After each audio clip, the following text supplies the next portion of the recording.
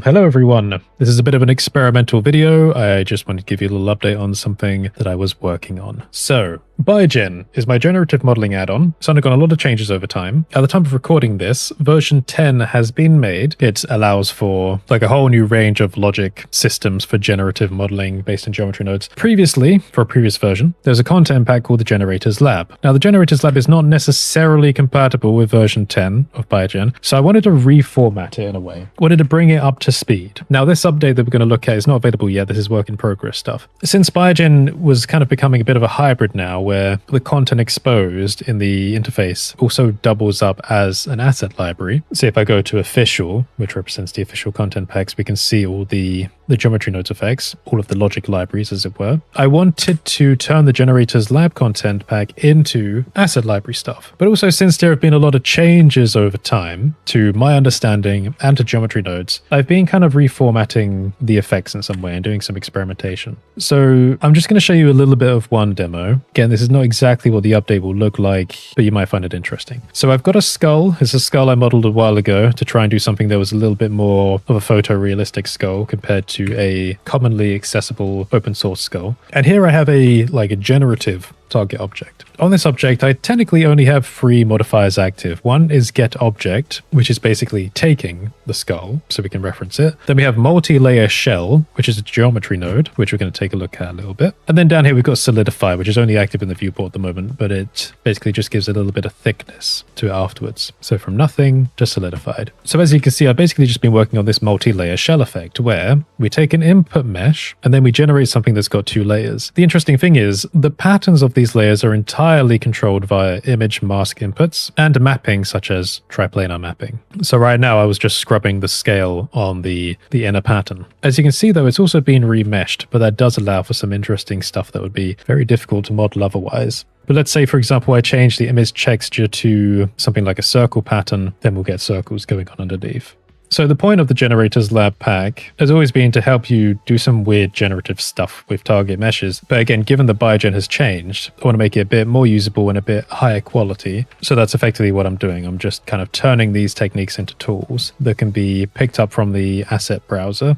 Let's take a look at the outer shape now. So I've got 2 mapping methods. I've got triplanar. So triplanar is going to try and project the mask from, 3 major directions, hence the tri. And we can affect the scale of that as well. So if I scale that up, you see what's happening here. I'm sure people can think of all different kinds of things you could do with that. Again, we can change that. So if I went for the pipe panels pattern, that'd make that all liney as well. So you could literally draw out these masks in anything you like and bring them in. I don't have many masks available to me for the testing, but there you go. Because it's remeshed, it will try to blend the result together a little bit. But there's also the scatter map method, which is much more random, but I need to scale that up.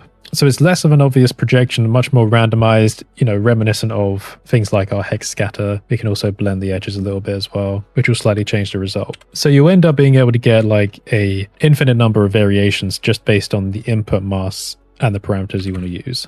So for example, you can imagine it quite easily if you wanted to do something a little bit more cultural. You could draw some kind of cultural patterns and then, get a little bit funky with it stylistically.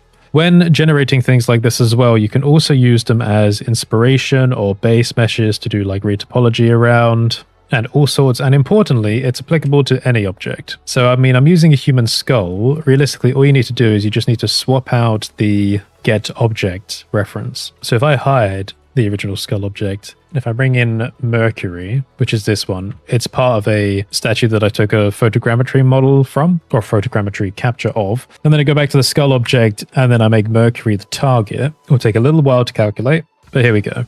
It's now applying exactly the same logic to the Mercury model. So I'll need to readjust it for the lighting setup, but you can see here. So we've changed nothing except for the object reference, and we can use it for, again, some really cool like layering styles controlled by geometry nodes. So I'm going to keep working on these because there's all different kinds of logics that need to be converted and improved upon. But I just wanted to let you know that's another thing that's being worked on among all the other things. If you're wondering about hex scatter as well, I'm still waiting for my collaborator to find time on that. I'm sorry, I know people are waiting for things, but I want you to know that I don't really stop working. I just, find everything else to work on. But what else was there? I've been focusing on this multi-layered one so far, but there was all sorts. Yeah, there was a lot of voxel testing with image inputs, as you can see. We're looking at ways of doing ornate modeling, kind of cutting to the chase, because, ornate modeling is quite tricky to do. Kind of easy to sketch out, not so easy to make. Obviously, the problem with voxels is they're very flat and they've got this weird blurry thing going on. But I was kind of investigating the process of geonodesing ornate masks for modeling purposes, so I might look into that a little bit more, see if I can get something a bit more structural going.